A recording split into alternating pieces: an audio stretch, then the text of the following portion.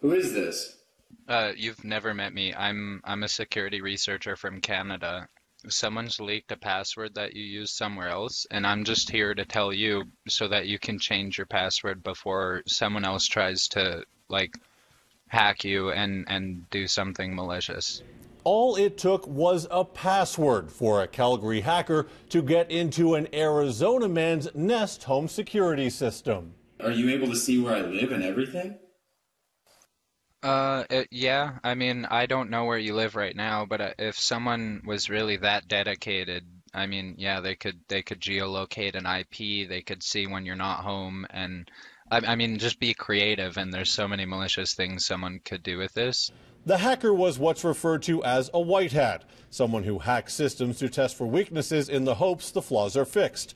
And he spoke with City News on the condition he could cover his face.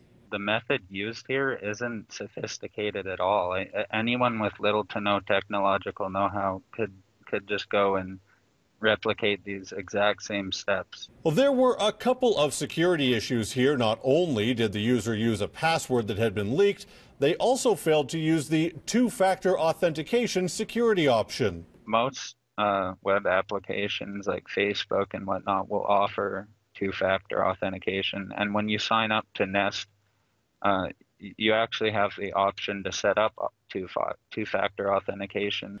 So here's how it works. When I try to log into my work email from a web browser, for example, it won't let me unless I type in the password, which is texted to me at that moment. It's something only I will know, and it will only work for a short period of time.